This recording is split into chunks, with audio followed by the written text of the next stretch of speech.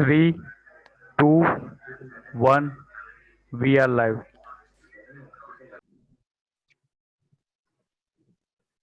Hello and welcome everyone. Very good evening to everyone. And thank you so much for joining for this interesting scientific session on the updates in the management of mCRPC.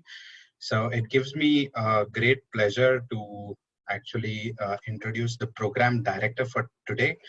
So it is none other than Padma Shri Dr. P.K. Julka, who is the senior director at Max Institute of Cancer Care in New Delhi.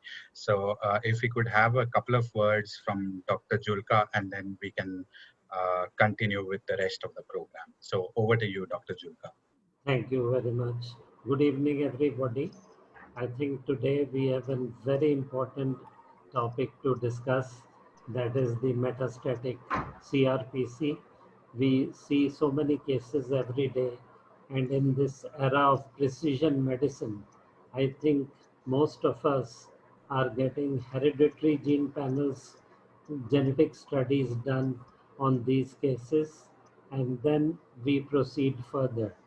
And precision medicine is the way to go forward, even in prostate cancer. Earlier we used to think in breast cancer, in ovarian cancer. Now we think in prostate cancer also. So we would expect a very good discussion on prostate cancer, which is castrate resistant prostate cancer. Thank you very much. So thank you so much, Dr. Julka, for the kind words. And now we will move on to the first part of the agenda. So it is my pleasure to invite Dr. P.N. Mohapatra, who is the director at the Department of Medical Oncology at Apollo Gleneagles in Kolkata. So he will be giving the welcome address, the introduction, and the context setting. So over to you, Dr. Mohapatra. Can you share the screen? Hello. Hello. Hello. Hello. Can you hear me? Hello. Yes. Yes. We can hear you. Yes, doctor. Can you start sharing the screen? Right. Garima, if you could please share the screen. Thank you.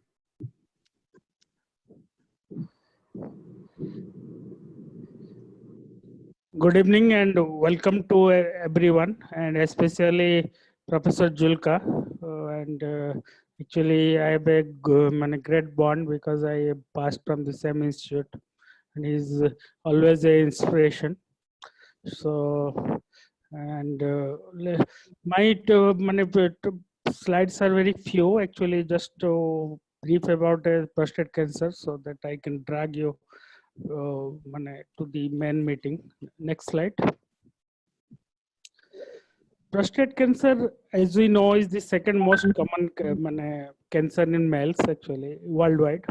Not in India, but worldwide, it is the second most common cancer in the males. It is and there is actually a large geographical difference in prostate cancer. Actually, if you see North America and Europe, and you see Asia, Central America, South America, the difference are very huge. Actually, if you see some province of France, the incidence of prostate cancer is very high. In Europe, it is high. In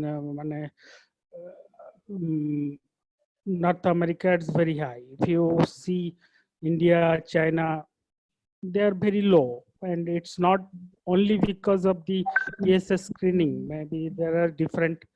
And Bhutan, which is adjacent to India, has the lowest incidence of prostate cancer.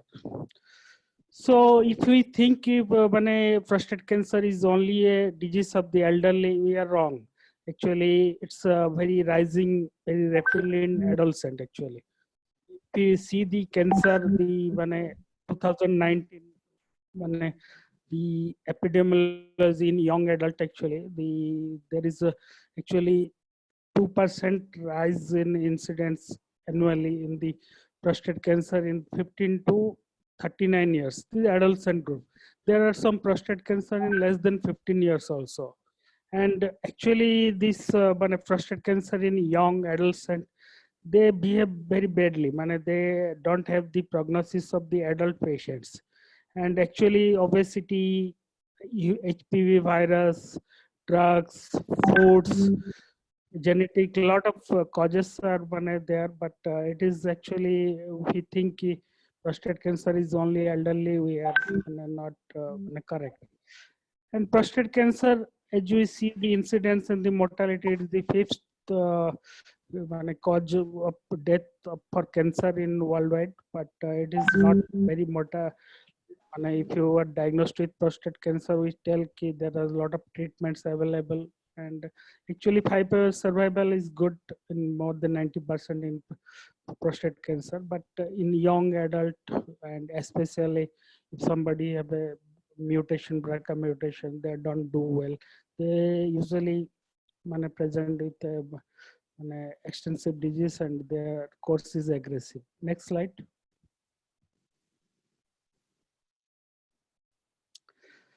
This is actually a standardized incident rate. You can see actually, as I told you, it is actually France, UK, Europe and North America. The incidents are high. In India, China, it's low, and Bhutan is one of the lowest actually. And Australia, New Zealand in between, Russia, Japan, still it's low. Actually, if you, it's not only because of PSA screening, but there are difference in the incidence of the prostate cancer according to different reasons. But don't know, we are seeing more prostate cancers nowadays, and more young patients also, but not in the adolescent group. More than around 50s, there we diagnosed with metastatic prostate cancer. Next slide.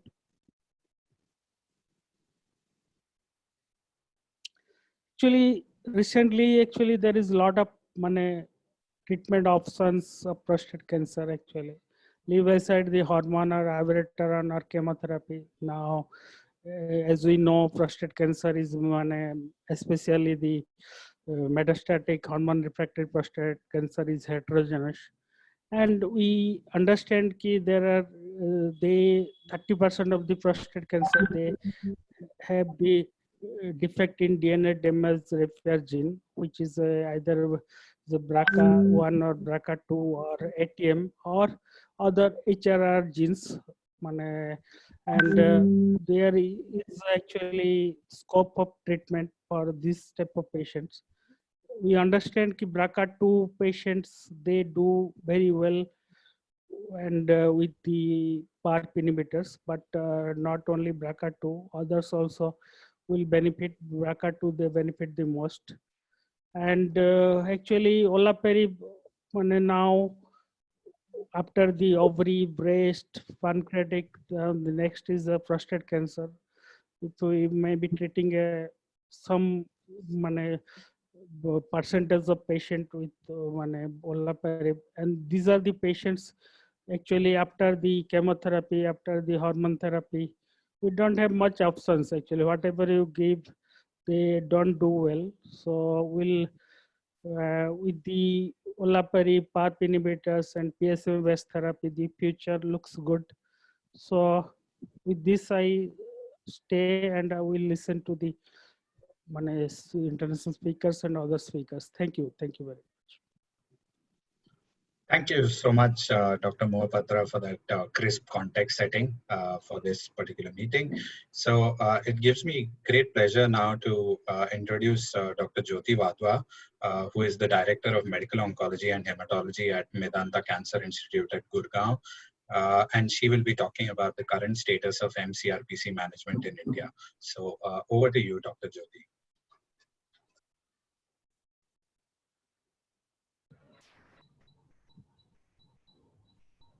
Good evening, everyone. Are my slides visible now? Yes, ma'am, we can see it. Okay. So I'll be giving an overview about the management of metastatic castration-resistant prostate cancer over next few minutes.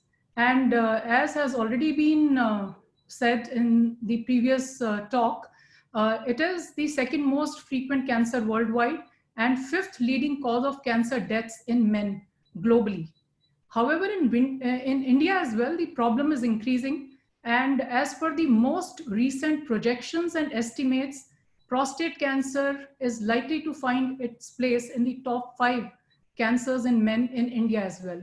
So it's a big problem for us as well. We know that for metastatic castration-resistant prostate cancer, though we have a lot of treatments, but we know that onset of castration resistance actually is a bad sign.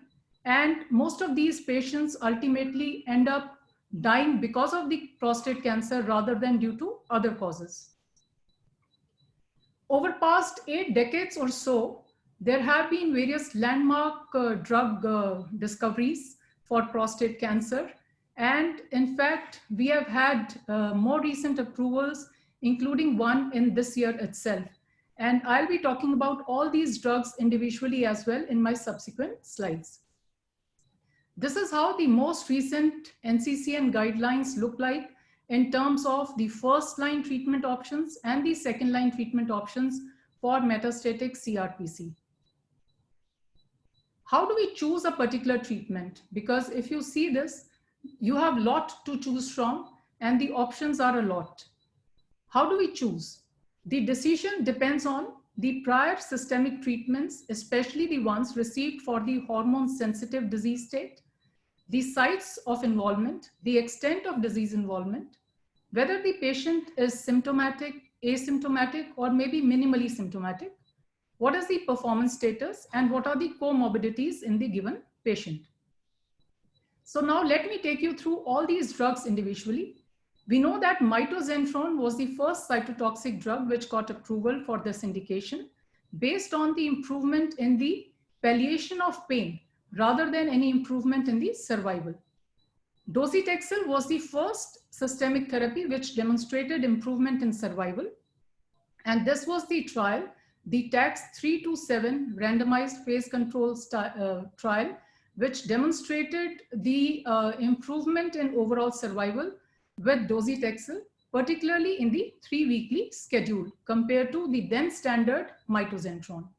So this trial proved docetaxel to improve survival, improve the response rates, not only in terms of pain control, just like mitoxantrone did earlier, but also in terms of PSA control and improvement in quality of life compared to mitoxantrone with prednisolone. Subsequently, this is the second cytotoxic which got approval, cabazitaxel. This demonstrated activity even in those which were later found to be docetaxel resistant. TROPIC trial was the study which demonstrated its efficacy. When compared to mitoxantrone and prednisolone, cabazitaxel in the dose of 25 milligram per meter square Q3 weekly demonstrated improvement in overall survival. And it was also found subsequently that the dose of 20 milligram per meter square Q3 weekly was in fact non-inferior to the 25 mg per meter square and in fact was better tolerated in terms of incidence of febrile neutropenia. We subsequently have abiraterone acetate, which is actually a selective inhibitor of cytochrome P17, which is a key enzyme in androgen synthesis. This study, the AA301, was a randomized phase 3 study, which demonstrated its efficacy in patients with metastatic CRPC who had failed prior docetaxel. This showed the improvement in overall survival and established abiraterone to have a very good efficacy in those who had progressed after prior docetaxel. Subsequently, abiraterone was moved forward and it was tried in chemotherapy naive patients who were either minimally symptomatic or asymptomatic.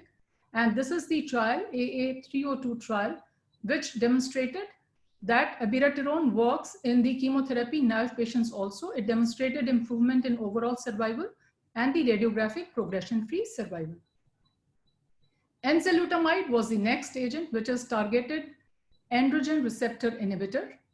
And this was used as first-line treatment in this group of patients in the PREVAIL trial. and found to be effective both in terms of radiographic progression-free survival and overall survival as well.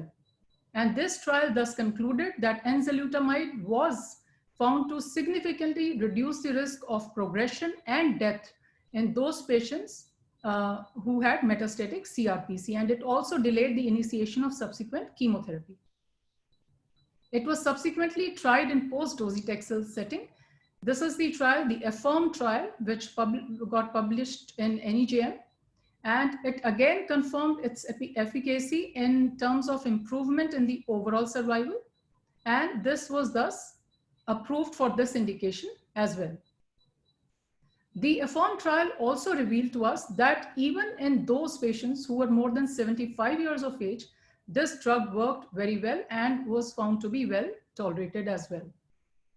Now the question is, with the availability of both these agents, how do we choose which one to use first and which one to use subsequently? There are no head-to-head comparisons and there are no phase 3 trials. We have limited data and mainly the indirect comparisons to choose one over the other. And the choice basically should depend on the toxicity profile and the patient-specific factors. So I'll now in the subsequent slides tell 3 such studies which do guide us in a way to choose one of these agents. So this is the open label phase 2 study which got published in December in Lancet Oncology. This tried 2 sequences, abiraterone followed by enzalutamide on progression and the reverse sequence in patients. And this found that second line enzalutamide was in fact better compared to second line abiraterone for both time to PSA progression on therapy and also in terms of time on second line treatment. And thus, this open label phase 2 trial revealed that enzalutamide is active as second line therapy, whereas abiraterone was not so good as second line therapy. We then have this indirect meta-estimate based on 4 randomized studies, which actually gives another suggestion. It showed that enzalutamide outperforms abiraterone acetate in both pre and post-docetaxel settings in terms of not only radiographic progression-free survival, but also in terms of time until PSA progression and PSA response rate. We then have most recent the CARD study, and it studied the role of cabazitaxel in comparison to abiraterone or enzalutamide in patients either before or after docetaxel who had actually progressed within 12 months on prior androgen receptor targeted agent. And this CARD study in fact demonstrated that cabazitaxel was actually superior in this group of patients. We have also learned over past few years that prostate cancer is not a single disease, but is biologically very heterogeneous, with almost 23% of patients demonstrating some aberration in the DNA repair genes.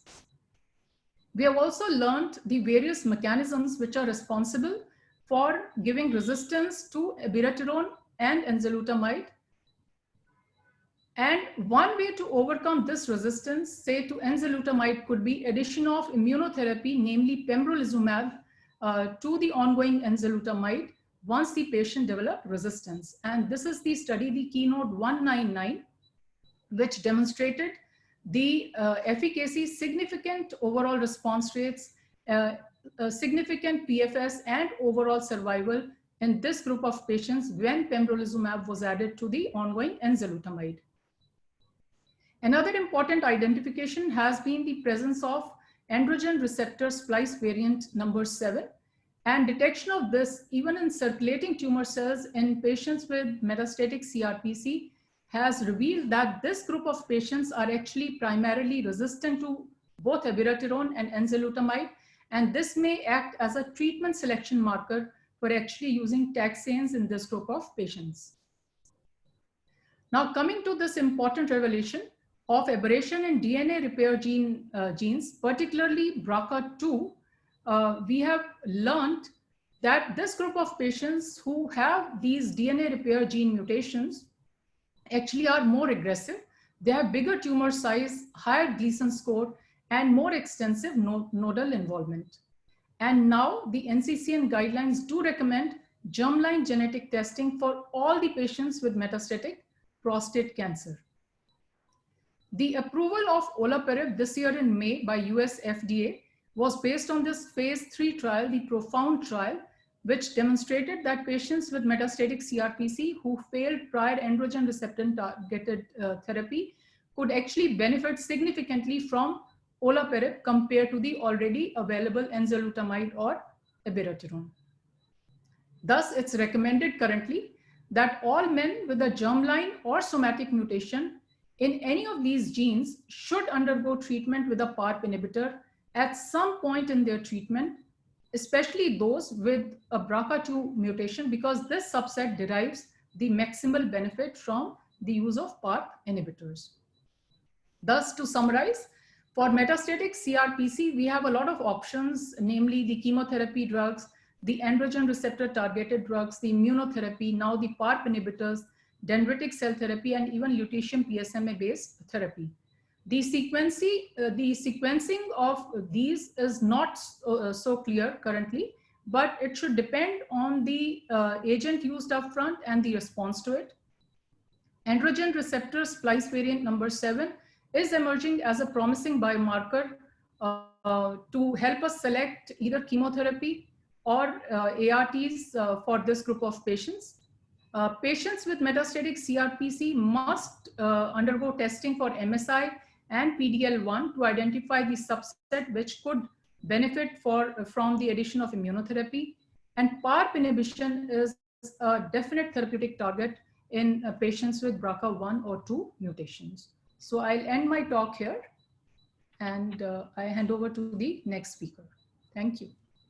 Thank you so much, Dr. Jyoti, for that comprehensive overview of the current treatment options available. So now, going on to the next topic, it is my pleasure to introduce Dr. Sudhir Rawal.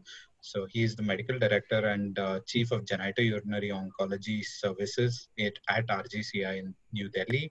And he will be talking about the challenges in tissue testing in mCRPC patients. So over to you, Dr. Rawal. Thank you, Rohit. I'll just share my slide. Can you see my slide and can you hear me?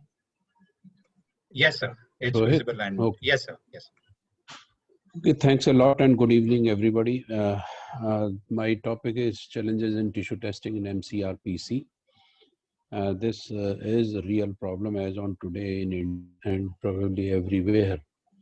You have seen this slide that there is around 23% of the patient who will have DNA repair pathways defect, and out of them these are the different pathways: WNT pathway, PI3K pathway, or AR pathway, which is maximum cell cycle derangement, and then the DNA repair defects. So these are the actually DNA repair pathway which are defective in prostate cancer when it grows to CRPC stage.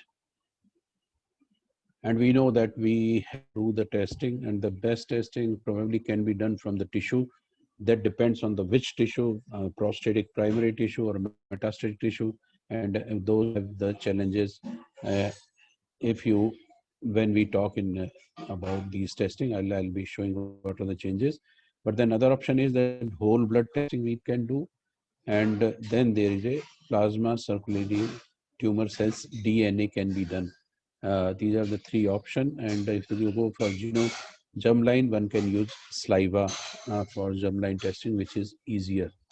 And at what point one should be testing? We can test the HSPC newly diagnosed. You have tissue from the prostate, and then you can subject him for genetic testing. But problem is that at this time, where this will not probably guide the treatment. But after failing one line of chemotherapy, this is the time when you can do the testing again. But the problem here is that getting the tissue may not be easy. It is a challenge. So in that case, you can go to the archival tissue. Now, what are the tumor germline and somatic mutation? germline mutation are hereditary and constitutional. They are in the all cells of the body. They get inherited from mother to the kids, and somatic mutation are acquired, and they are subject to change based on the selective pressure faced during the tumor development. And their mutation occurs, and there is, if you take the tumor tissue, it's very difficult to differentiate between germline and somatic mutation in tumor tissue. If you want to do the germline mutation, you have to do the in the blood or the saliva. These are the mutation, one can say HRR mutation, how they work. If it is germline, so it comes from the parents. Suppose one allele is is involved or is developed, then it is actually can be detected. And if the two allele are effective, then it will lead to the tumor-driven event. But in patients who had no germline, but then there is a somatic mutation, then during the disease process, there is a one allele that two. So when the two allele are if defective, then the tumor-driven event occurs, and this can be seen when you do the testing. So there are different molecular diagnostic strategies can be considered for different type of mutation, like detecting the mutation in germline only, easy to obtain sample from blood, saliva, or buccal swab, and this can assess the familial risk, but it may miss 50% of those who are harboring HRRM mutation of somatic origin, because it does not detect somatic origin. But then you can go and do the testing in the germline and somatic in the tumor tissue. Tumor tissue testing can be done in the tumor, which is archival tissue. And this is an option for testing. Preferred approach to identify patient with HRRM, because this is the readily available, and there are guidelines to keep the tumor tissue for 10 years for labs. But you may miss within tumor genetic heterogeneity. Obtain sample from the metastasis may be a challenging, but only the tumor which comes from the lymph node or from the liver is more beneficial rather than you taking the tumor from the bones, which I'll be telling you in next few slides. Sample inadequacy also means test failure. Plasma circulating tumor cell DNA is easy to obtain. You just have to take the blood, but then they require very highly sensitive test, and it may not be available everywhere. Now, these are the clinical relevance. If you see the indication for testing, for germline test, you have to see the hereditary risk and familial member with cancer, race, and ethnicity. And this is how you can do the genetic counseling. And the advantages are there is non-minimally invasive sample procedure, well-established technique with highly accurate and reproducible results, and available robust data for germline test. And it was identification of the mutation clinically relevant for the family member. But not that they can be beneficial for the treatment which you require the tumor testing if it is available. Limitation is not able to assess the somatic mutation. So you will miss some mutation which are there in the tumor only. And that is why genetic profile of the tumor may change the disease progression, and therapy and genetic counseling will be required if they have the germline mutation. But if you go to the tumor done to identify the different mutation, and then you have to change the therapy for these patients. The advantage is that identifies all mutation respective of whether it is somatic or germline, and there is no need of counseling, because somatic mutation, they do not go to another individual. And currently limitation are currently cannot distinguish germline and somatic mutation. If you in the tumor tissue, germline testing may be required to differentiate between the germline and somatic status. So if there is a mutation in tumor tissue, you have to do the swab test or blood test for detecting the germline mutation. Tumor tissue for HRM testing is considered current preferred approach for the assessment, and this is the prostate biopsy of primary diagnostic approach, which you can go ahead and ask your urologist or pathologist. They can do right in the beginning, as NCCN has suggested now, or can do during the course of the treatment. You take the core from the needle, or you can test from the prostate, which must have been kept archived in the lab, and where you can find out the dominant nodule with the patient has had a radical prostatectomy. Now these are the prevalence of germline and there is 77%, as Dr. Jyoti has already shown. There is no DNA damage response in the gene, but then there is a germination. You can divide like this, and the BRCA2 is the one which is most frequently gets changed. And here is your germline mutation in the BRCA is 1.1, while in somatic mutation is 4.9. And then it is followed by ATM 3.9, 1.5, and the other genes. There is a low prevalence genes also, there's 0.5 and 2.4. The total DRR gene is almost 23%.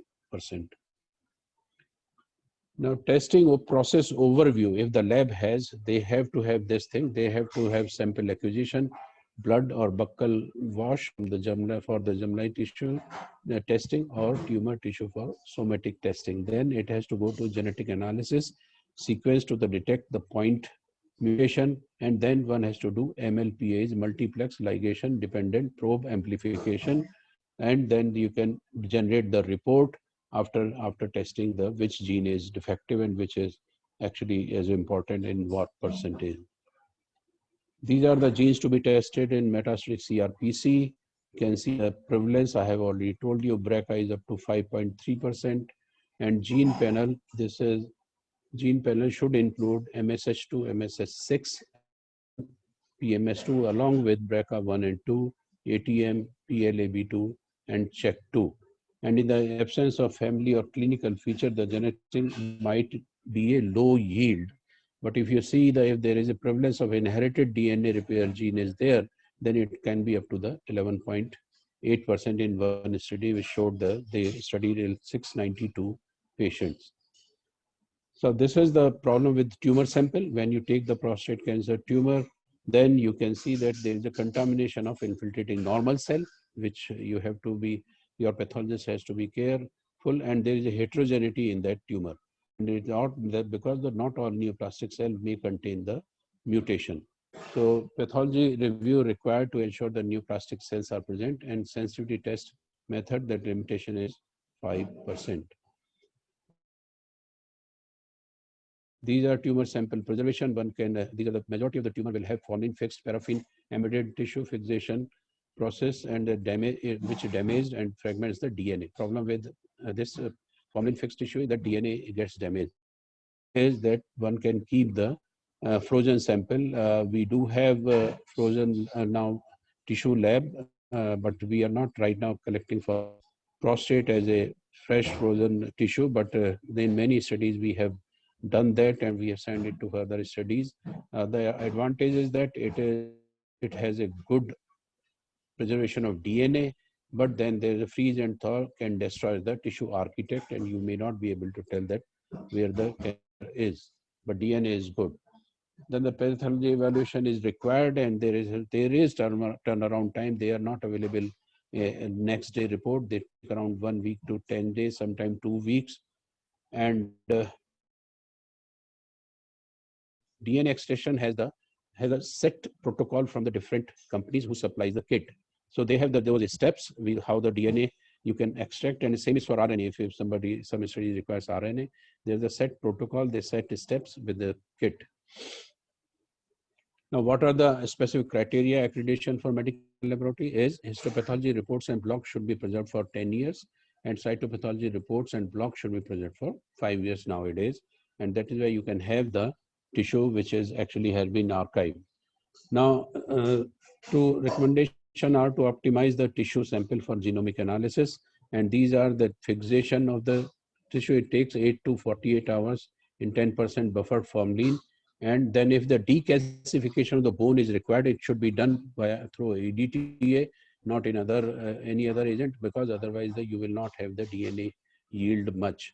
Then you have to section these fixed tissue, and then processing and pathology review will be done to identify where the cancer is. At least there is sufficient neoplastic material, up to 10 to 20% should be there, which goes for DNA extraction according to the set protocol of the lab of the company which is supplying the kit, and then this will go to the next generation sequencing, and then the report will come. So if the metastasis happens in the bone tissue primarily and you require the bone, the yield is lesser than the lymph node or tissue from the liver. It's 69% from the lymph node, liver, or other soft tissue, but with the bone and lung, it is 40 to 52%, and that is why it should be avoided if possible. But if it is mandatory, then the decalcification should be done with the EDTA. Now, these are the guidelines which Dr. Jyoti also has shown. NCR, most of the guidelines, they agree with the genomic testing now, like NCCN, ESMO, AUA, ASTRO, EUA, no recommendation available. They are not against. Philadelphia Prostate Cancer Consensus and the APCC also. There are other, this NCCN even talks about germline testing for the patients who have family history of positive, though they may be having very low favorable or unfavorable type of cancer prostate. But if the patient has family history and if he has intraductal cribriform pattern, they should have the germline testing.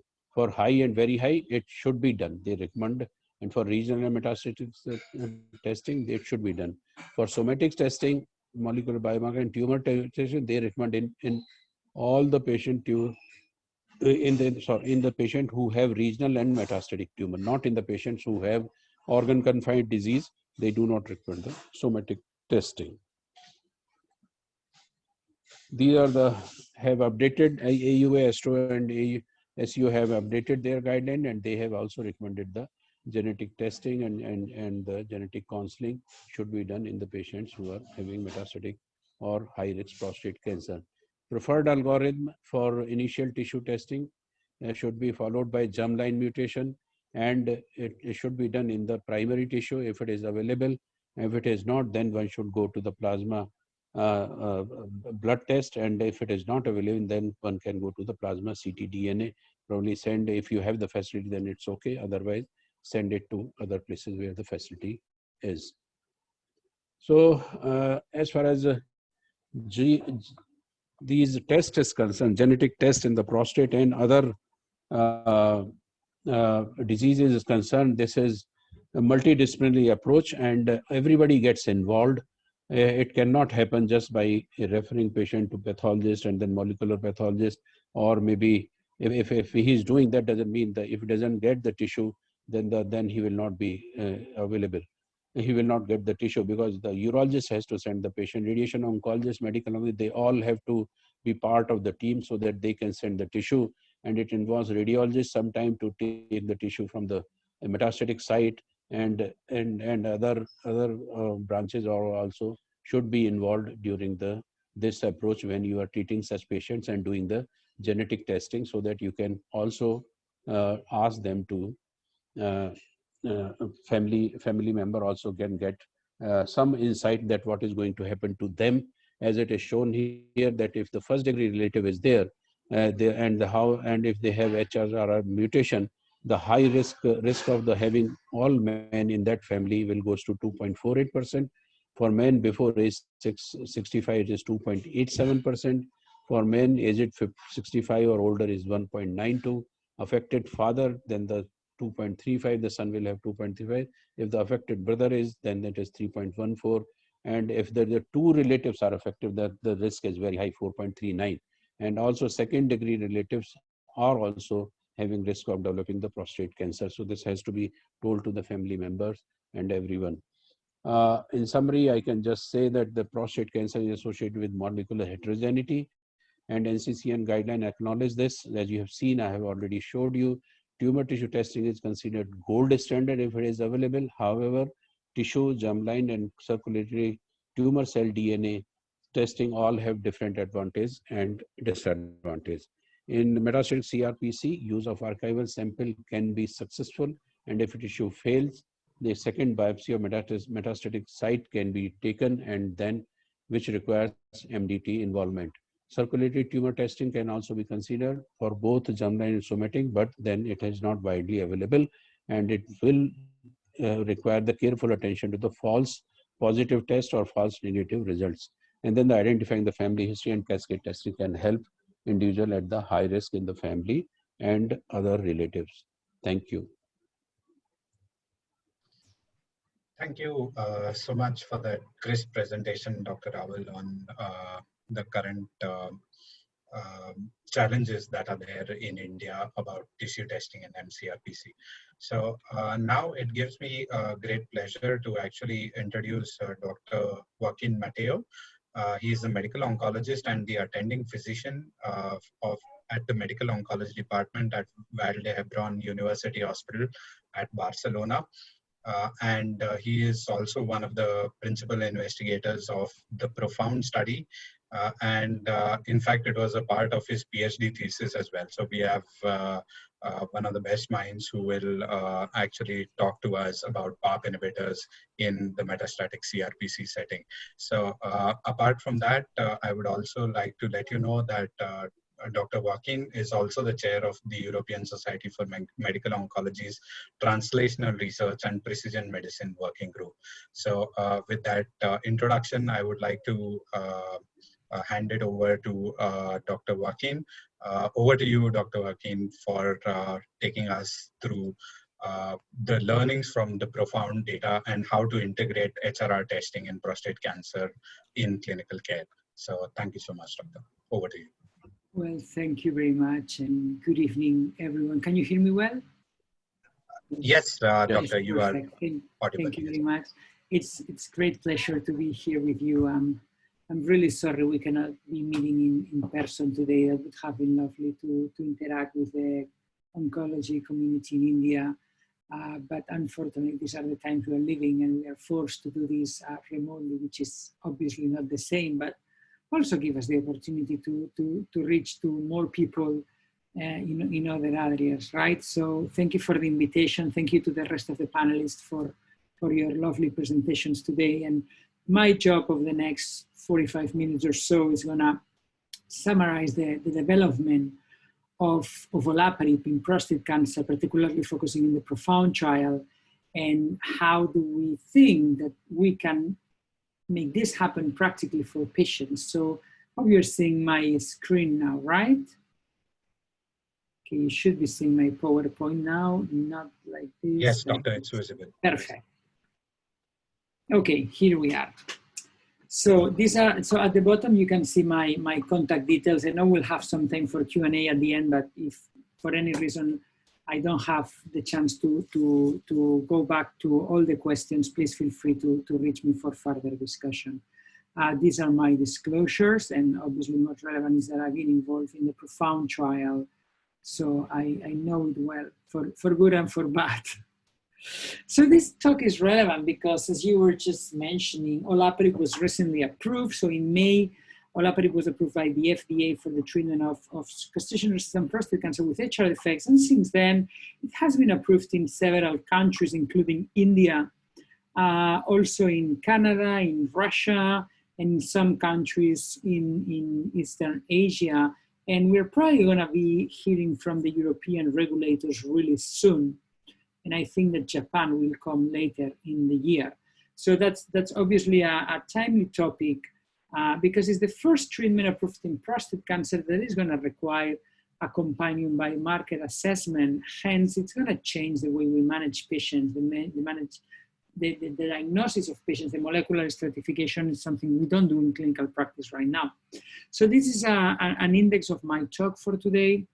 We're going to discuss about the need and the opportunity, because that's what we need to have clear at the end. Why are we doing all this? Why have we been working to develop a PARP inhibitors in prostate cancer over the last few years?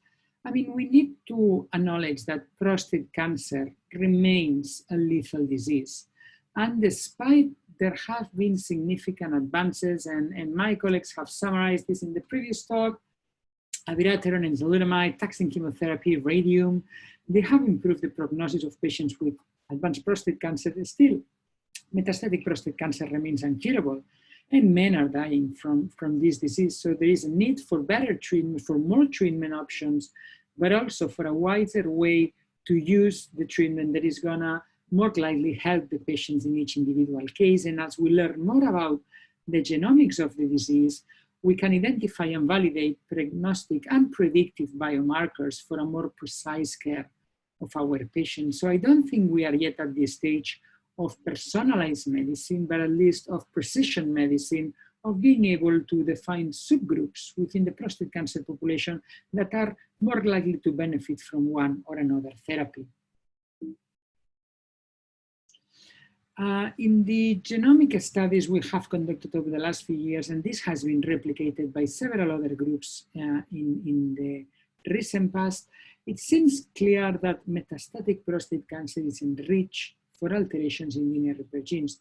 That means that DNA repair gene alterations are much more common among patients with metastatic prostate cancer than among those patients with localized curable prostate cancer, which makes us think that really these alterations are relevant for the progression of the disease and define a more aggressive subtype of the disease. And among those, the commonest ones are mutations in BRCA2 and ATM that are two key genes in the DNA repair pathway. BRCA2 is one of the key effectors of the homologous recombination pathway. ATM is not directly an HR gene, but is a regulator of the initiation of the homologous recombination process. You can see here that in this study that was mainly a US and UK population, I used to work in the UK before I moved to Spain 3 years ago, around 9% of patients had alterations in BRCA2, and that includes patients with germline or somatic defects. So it's not like in ovarian cancer, it's not enough to test germline DNA, we need to test the tumor sample. ATM mutations represented 6%, BRCA1 mutations 4%. It actually seems to be a bit less when you go to larger cohorts, seems to be more in the range of 2 to 3%.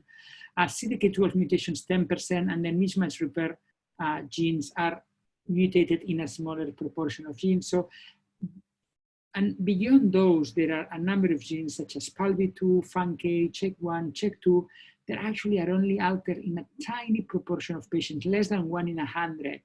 So you can imagine that makes it very difficult to conduct traditional clinical trials because it's going to be impossible to gather together such a population of 200 patients with PALB2 mutations if they only appear in 1 of every 150 patients or so. So when I talk about DNA repair pathway, I'm actually talking about different biological pathways. So our cell is constantly attacked by external damage from radiation, from the sun, from smoking, but also from internal metabolic processes that create oxidative stress, and that creates damage to our DNA, okay? And this damage needs resolution before the cell is divided, because otherwise it will accumulate errors and that will lead to cancer or other diseases. These different pathways are specialized in correcting specific types of damage to the DNA. So for example, here I'm representing the DNA single strand break. So when only one of the 2 chains of the DNA is broken, and that's repaired primarily by the base excision repair pathway. And one of the key proteins is PARP1, that is the protein inhibited by olaparib. Whereas on the other side of the spectrum, DNA double strand breaks is when the whole chain of the DNA is broken. This is a more severe damage, and if it's not resolved, it will lead to accumulation of damage to the next generation of the cell. So here we have 2 main pathways: the non-homologous enjoining, that is not perfect, so it's error prone, it generates error, it's not a very good repair mechanism, is a backup pathway, and the homologous recombination pathway, that is the preferred error-free pathway that restores the original condition of the cell. So what happens is that PARP inhibitors block the capacity of the cell to repair these single strand breaks. In normal conditions, these single strand breaks, if they are not repaired, they will progress to double strand breaks. But if the cell is capable to repair double strand breaks, still the effect of PARP inhibition is not going to be sufficient to cause stress to the cell because the damage will be repaired. Hence, cells that are proficient for the HR pathway will not die because of a PARP inhibitor. The damage will be repaired at a later phase. Contrarily, when a cell loses HR function, and the prime example is cells that are deficient for BRCA1 or BRCA2 proteins due to mutations, these single strand breaks will not be repaired because of the effect of olaparib, will progress to double strand breaks, and the double strand breaks will not be repaired or will be repaired in an in an inappropriate way, because BRCA1 or 2 will not be functioning, HR will not be functioning, and the cell will end up accumulating double strand breaks in such an amount that the only way out for the cell will be to induce, to trigger an apoptosis and die. Okay, so it's not like we are actively killing cells like with chemotherapy, but with PARP inhibitors, we are forcing cells to die because of the massive accumulation of replicative stress. And this effect, this combination of PARP inhibition in BRCA deficient cell, is what we call synthetic lethality, meaning two events that when they occur separately, either one or the other alone are not lethal and the cell can cope with them. But actually when they happen together, the cell cannot longer cope with them and the cell dies. So here is the figure from the original paper, that's one of the key papers in the field, 2005, two papers in the Nature journal demonstrated in preclinical models in the laboratory that when you lose BRCA2 and you lose both alleles of BRCA2, you actually become very sensitive to olaparib, whereas if you only lose one allele or you have totally normal BRCA2 protein, actually the cell is not sensitive to olaparib. Actually, it was not olaparib back then. It was a compound with a lot of letters and numbers. And many years later, it was sold to AstraZeneca and it was renamed as olaparib when the phase 1 trial was finishing at the Royal Marsden when I used to work. Interesting bit is that later studies in preclinical models have demonstrated that when you knock down other genes in the HR pathway, you also have a synthetic lethal effect. But clearly what you can see in this graph, this comes from the NCI lab of Jean-Yves Pommier and was published a few years ago.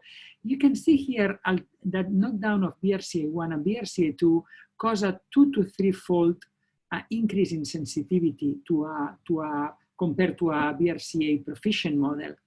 Loss of other proteins such as ATM or FANC or FAND or WRN will actually induce sensitivity to olaparib, but it's never in the same level of magnitude as the loss of BRCA2 or XRCC3 or 2 that are the downstream effectors in the pathway.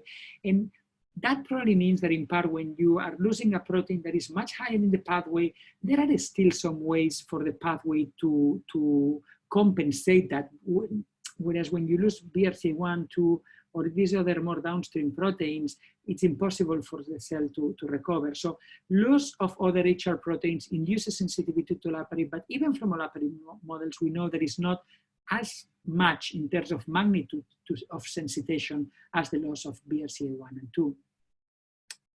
So these other proteins are commonly altered, as I was saying, in advanced prostate cancer. So in this table, it took me some time to build this table, but basically summarizes the prevalence of mutations in these genes in the different studies that have been published so far. And if you read it from the left to the right, what you are going is from a locoregional prostate cancer population in the TCGA landscape paper, where only 20% of the patients suffer relapse. So this would be a very good prognosis population, to patients with hormone-naive metastatic prostate cancer, to patients that have already developed CRPC. And what you can see is that the percentage of patients that have alterations in these genes keep increasing as we move toward more aggressive phenotypes of the disease.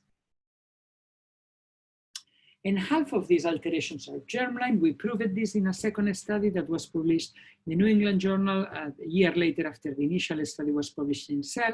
We evaluated almost 700 men with metastatic prostate cancer in the US or the UK, and we found that 11% of them harbor inherited germline alterations in the DNA repair genes, again being BRCA2 mutations the commonest. And because inherited mutations would obviously be linked to ancestry history, obviously these numbers may change from one region or one country to another. So this is relevant for the US, even for some areas of the US may be different to others, but it may be necessary to revisit this data for India, for example. I'm not aware of big studies of germline DNA mutations in India. For example, I can tell you that a big study that was published in Spain, led by my dear friend Elena Castro, found that actually in Spain, ATM mutations were more common than BRCA2 mutations at the germline level, and it may be different in different countries.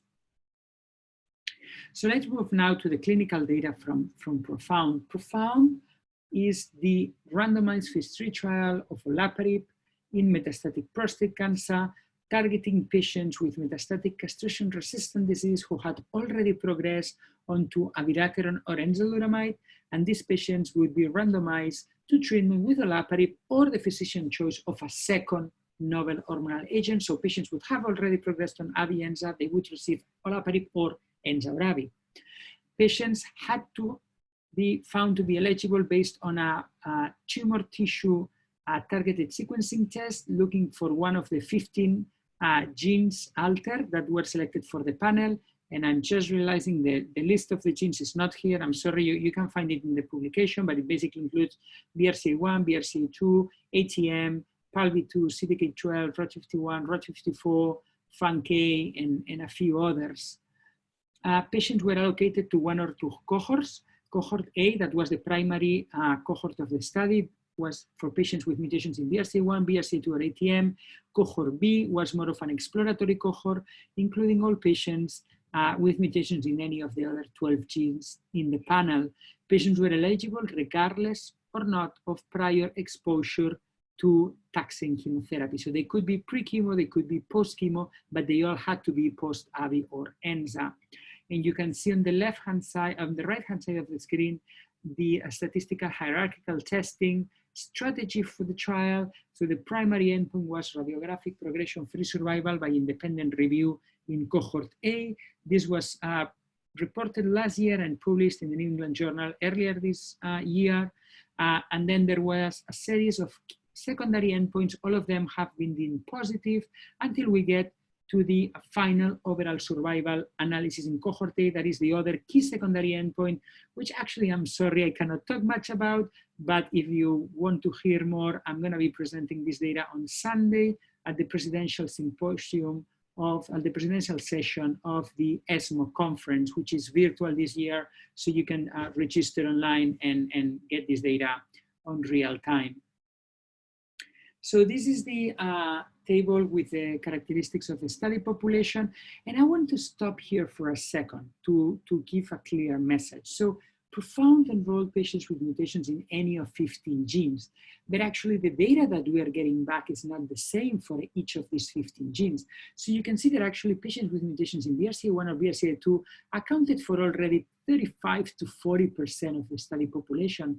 And if you put together BRCA1, BRCA2, ATM, or CDK12, all the other 11 genes only represent around 13 to 17% of patients in the trial. So really, for these other 11 genes, we do not have the power to make any calls at individual gene level. We lump it together as a group. That's not perfect. We have to acknowledge that each of these genes may have a different effect, but because of their low frequency in metastatic prostate cancer, we had to analyze them as a sole group. So patients tend to have bone metastasis. There was a 25 to 30% of patients with visceral disease. That's actually a bit more than what you would expect for prostate cancer, but probably is due to patients with these mutations in DNA repair genes having more aggressive disease. And as I mentioned, all patients had received either abiraterone or enzalutamide. Even some patients had received both, and around 66% of the patients were post-chemo and 35% of the patients were pre-chemo. And this was not mandatory. Physicians were free to choose, but patients were stratified in the randomization. So a similar number of pre and post-chemo patients would fall in each of the groups because, of course, the impact in overall survival would have been different. So this is the primary endpoint analysis, radiographic progression-free survival by blinded independent review of another radiologist in cohort A. So patients with alterations in BRCA1, BRCA2, and ATM. And you can see here that olaparib was clearly superior with a median rPFS of 7.39 months versus 3.55 months for the control group, has a ratio of 0.34, clearly significant. When we account for the overall study population, so patients with mutations in any of the 15 genes, the difference is still significant. But again, you have to take into account that some of these genes represent a very small group of patients, and this is mainly driven by the benefit in the BRCA1 and BRCA2 mutated patients.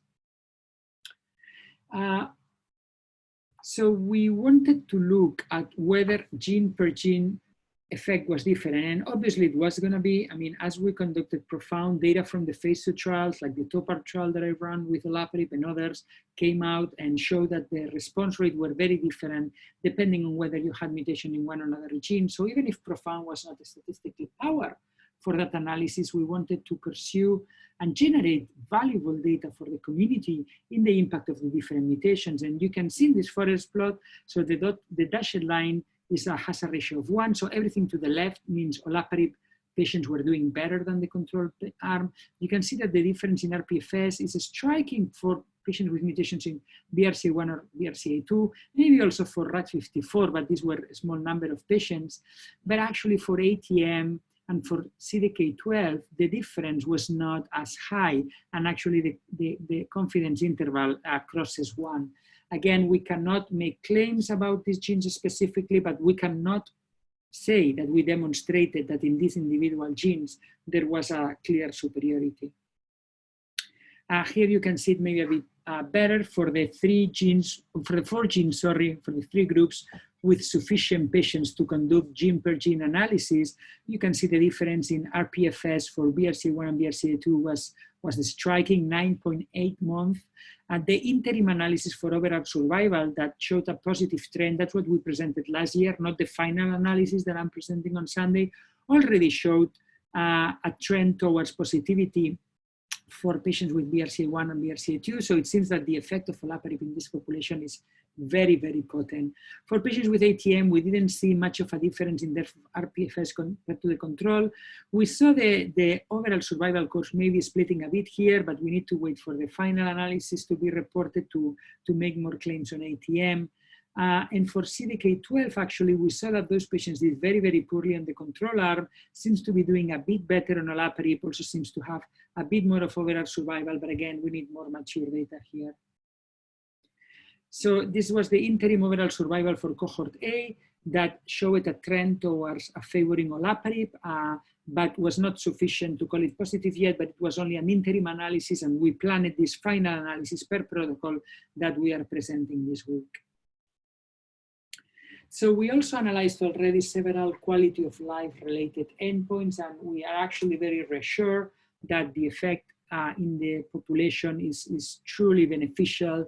Several of the quality of life endpoints were positive, and here I'm showing the example of time to pain progression in cohort A or in the overall study population that was clearly superior for patients receiving olaparib with a hazard ratio of 0.44 in cohort A in terms of time for these patients developing worse pain compared to the entry of the trial, which means that we are not only gaining time of life, but also improving quality of life for these patients.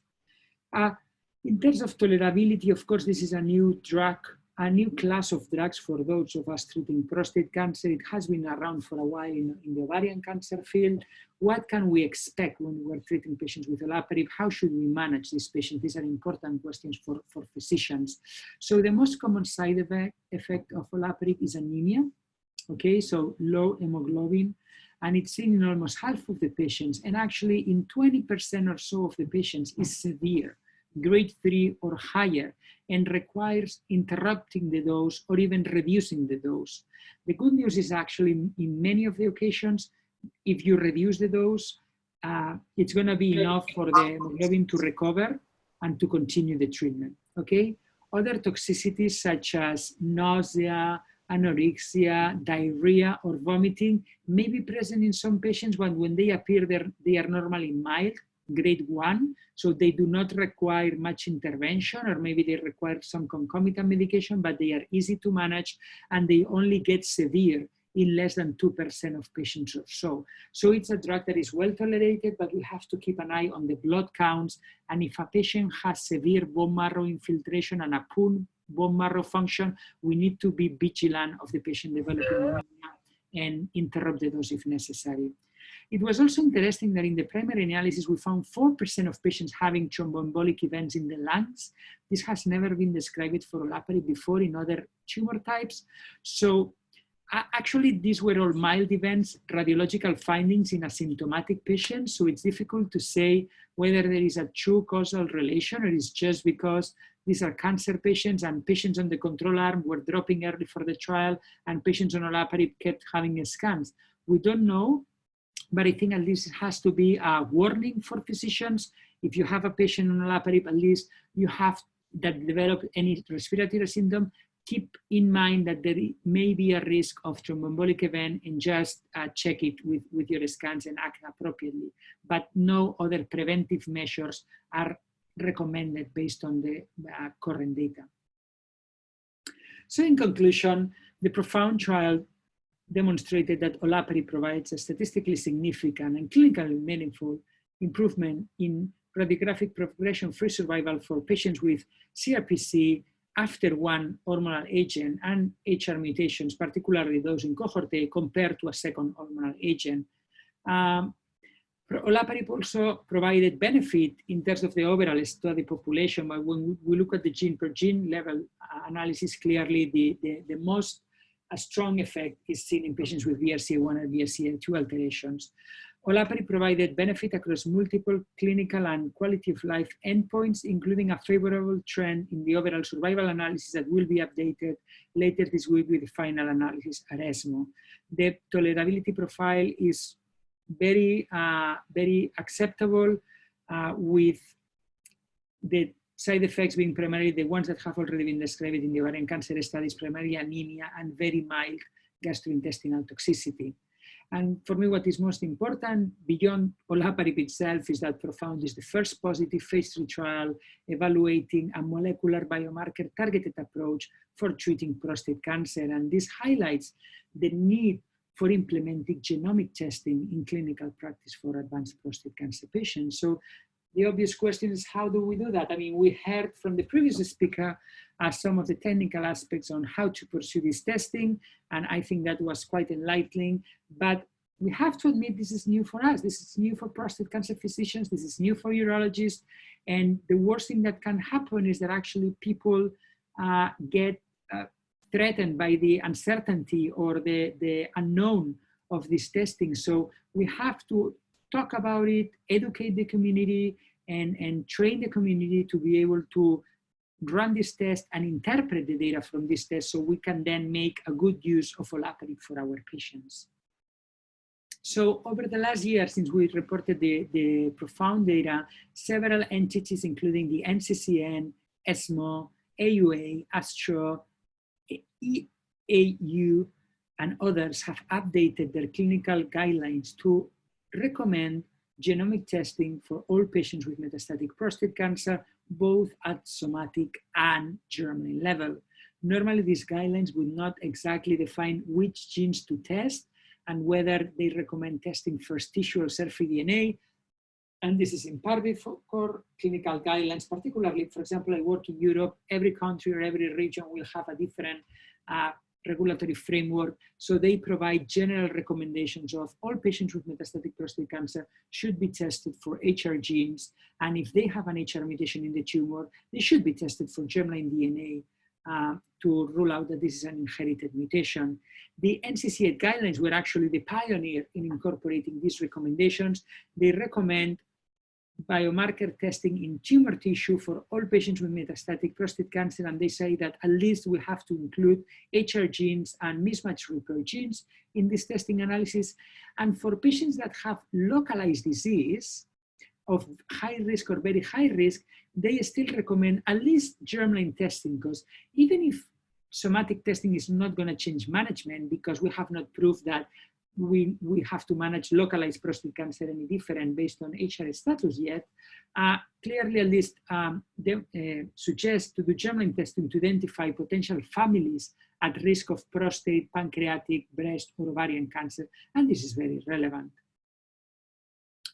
So we can conduct this testing based on tumor samples or based on blood. And in blood, we can do either germline DNA testing, or we can look at traces of the tumor in the blood, what we call liquid biopsy, okay? Germline DNA testing is pretty straightforward. It's done as a standard of care in other tumor types, but the problem is that in prostate cancer, we are gonna be missing half of the patients with HR mutations that are not inherited and are developed de novo in the somatic DNA of the tumor. Between tissue testing and cell-free DNA, I will discuss a bit now, but clearly tissue testing has been the standard of care for biomarker testing in many tumor types, and liquid biopsies is a field that is currently evolving and coming to our clinics. One of the problems with liquid biopsy is that you need sufficient amount of tumor traces in the blood, and that normally occurs only when there is a lot of metastatic disease, so it's proportional pretty much to the disease burden. So if we are at earlier stages of CRPC, first-line therapy or so, it's going to be more difficult to pursue liquid biopsies because there may be a risk that there is very little amount of tumor DNA in the blood. But the problem with tumor sampling is that, of course, the tumor will evolve and will change over time, acquiring new aberrations. The data we have so far suggests that BRCA1, BRCA2, ATM, and CDK12 mutations seem to be there from the very beginning, so it's not a big issue. But when it comes to looking at AR mutations, P53 mutations, RB1 alterations, these mutations emerge over time. So tumor testing may be limited to showing us genomic aberrations at the time of the sample being collected, whereas actually liquid biopsy can be repeated over time and hence would more easily be used to capture changes in terms of tumor evolution. So I think that was covered by the previous speakers. I'm not going to spend much time here, but basically transrectal biopsies are the sample that we get for many of our patients because it's the most common way of diagnosing a patient. The problem is that are tiny, small biopsies collected by our urologists or radiologists, and normally they would not contain much tumor. So we may not have enough tumor DNA in those tiny cores from the biopsies, and even in a third of cases of so, we're actually not going to be able to get results in terms of somatic DNA sequencing from a transrectal biopsy, okay? Obviously, patients that undergo prostatectomies and then relapse years later, or that have palliative transurethral resection for obstructive syndrome, obviously there will be plenty of tumor in these samples, and it's much easier to get results from them. When we are in the first scenario of a tiny sample and not getting good DNA from there, either because there is no enough amount or because the quality of the DNA is not good enough, because it has been in a paraffin block for years and years, we can pursue a biopsy of the metastasis. If the patient has a lymph node metastasis or hepatic metastasis, we can go there and get a good sample. If the patient has only bone metastases are tricky. They are tricky technically, and they also are tricky in terms of processing in the lab. They require decalcification, but very careful decalcification not to degrade the DNA. So we have been working in protocols to do this over the last few years. It's working well now, but when we move this to community practice, we need to be aware that there is some training curve to actually get used to process these samples and make them work well for NGS. So in ProFound, we use a targeted panel based on tumor tissue. So the way it works is that samples were sent for central review at the Foundation Medicine labs. They were asking for a minimum of 5 square millimeters of tumor, and at least 20% of the sample had to contain tumor. And you say, well, why? Well, actually, because if 20% contains tumor and the other 80% contains normal prostate cells, when you extract the DNA, you're gonna get DNA from all the samples, so tumor and not tumor altogether. And if one mutation is present only in a few of the tumor cells, we start getting less and less reads of the DNA that will contain this mutation. So it's going to be very difficult to identify them. And even more, some patients lost BRCA2, not because of a mutation, but because of a deletion. So there is no mutation to see. There is nothing to see in the sequence. It's just the absence of the gene. Of course, if you only have 10 cells of the tumor with absent BRCA2 and you get 100 cells of normal prostate with a BRCA2 gene there, it's going to be very difficult to detect deletions in samples with a low tumor content. Then once the DNA is isolated, the QC, the quality control checks basically look at how degraded is the DNA, and the DNA is more degraded. Normally it has been on paraffin for more and more years. So PROfound was actually a big effort. Over 4,000 men around the world were screened for these mutations. And of those, for 400, so for 10%, we didn't even get a sample. So that means that patients signed in the consent form to get sequenced, but there was no sample, or the sample was in another hospital and we never got it. So that's something that is going to happen in real life, right? So get prepared when you discuss with patients that, okay, I want to sequence your tumor. Actually, what happens if your tumor sample is no longer available? Am I going to do a new biopsy, or what I'm going to do to get you tested? Of the ones that were tested, 30% of the samples were not good enough to get results. So again, plan this when you plan your clinical practice facilities for getting testing done. Keep in mind that a proportion of patients are going to send a sample and are going to get a report back saying, sorry, your sample is not good enough. How are you going to manage that? Okay, how are you going to manage that frustration? Because it will mean that 3 or 4 weeks after you have sent the sample and the patient may be having pain or other symptom, you're going to be getting a result saying you have to go back to square one. So I suggest you have to discuss all these things with the patient upfront to be prepared for all this, and also be prepared. What are you going to do if you get a non-conclusive result and you need to pursue a new biopsy? Of the patients that actually got tested and got results back, 27% were eligible based on the mutational status. So that's very reassuring because it's similar to the number that has been previously expressed in the literature.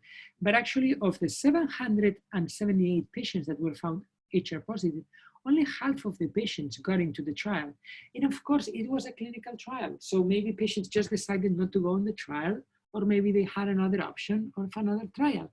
But still, you're gonna have patients in your clinic that get tested, get positive results, and maybe by the time of indicating the treatment, they got too sick too fast, and you can no longer treat them. So all those things are steps, are hurdles in the implementation of precision medicine drugs in cancer that we need to be aware so we can manage them properly. That even if the headline in the big papers is, oh, 25% of patients have HR mutations, actually, you're not going to be treating 25% of your clinical practice, because you're going to be having patients that don't have a sample to test, that the sample is no good and you are not ready to do a metastasis, or that the patient gets sick while you're waiting for the results and you have to initiate quickly another therapy.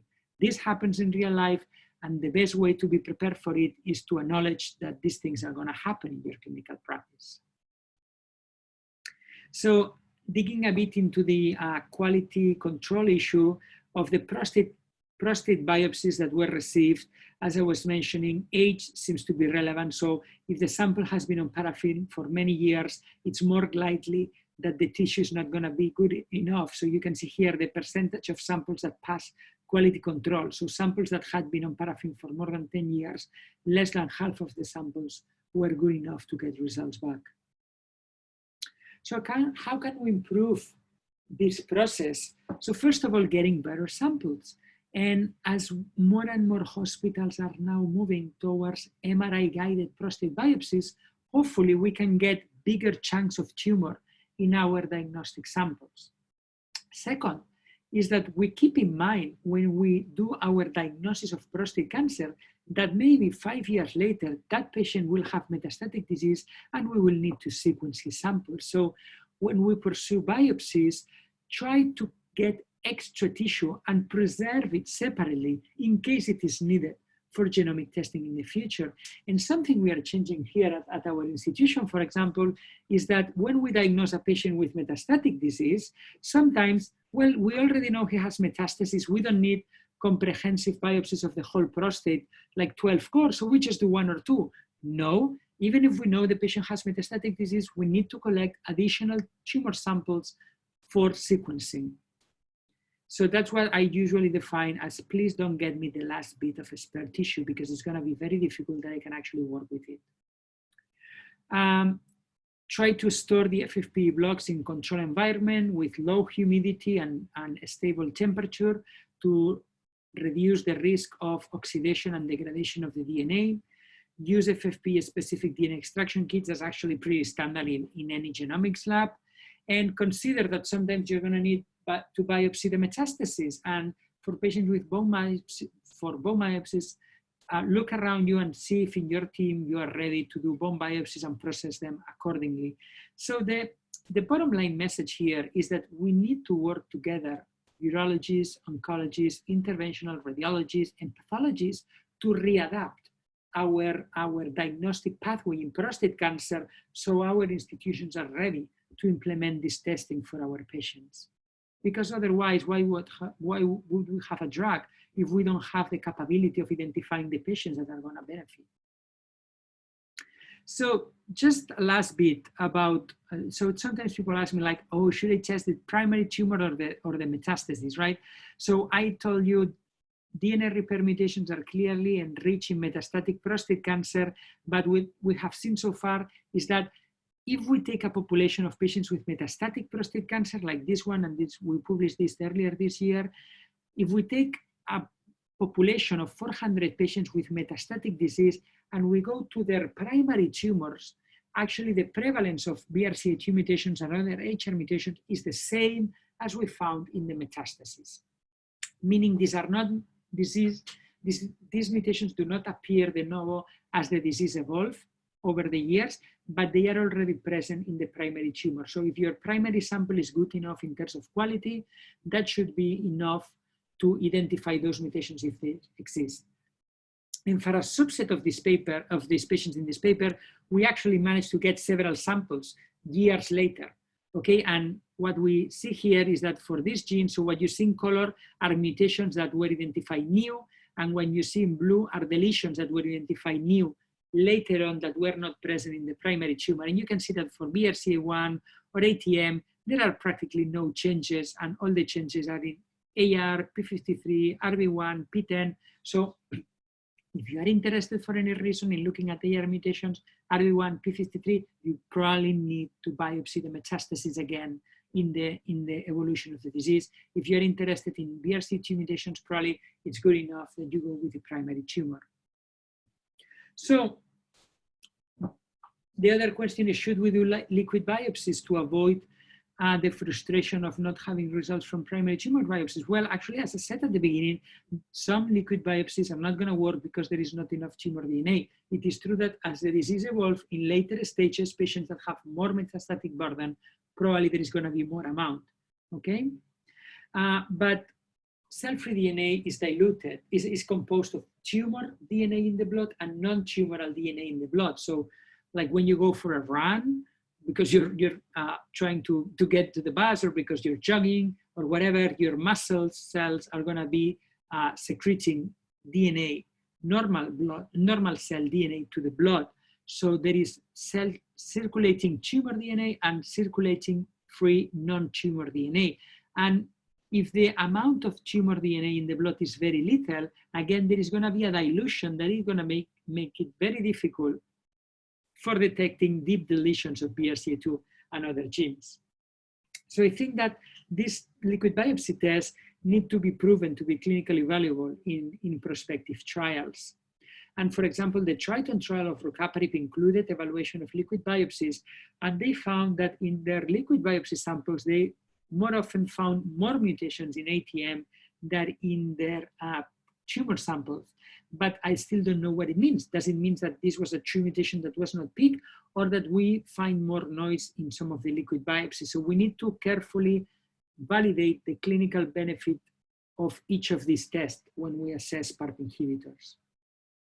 Liquid biopsy has an additional value, that is that we can track disease evolution, and when the patient becomes resistant to the PARP inhibitor, we can also study the mechanism of the resistance, and that may be relevant to choose the subsequent therapy, because we demonstrated in this paper that several patients with BRCA2 or PALB2 mutations that received olaparib and responded, when they progressed a few months later or years later, actually their tumor had changed. And in the plasma, we detected tumor DNA that had acquired secondary mutations to the same gene of BRCA2 that actually resulted in that protein becoming functional again. So the tumor was no longer HR deficient. And obviously that's biologically interesting. It's not still something we can action clinically yet, but it's a field of a study, and we have to acknowledge that liquid biopsies can give us this extra information.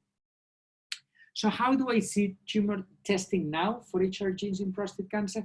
I think that as of now, tissue testing is still the standard of care, and if the test is successful and we found a patient that is HR positive, the patient needs to be tested for germline inherited mutations, so you can actually assess if you have to then refer the family to a genetic counselor or not.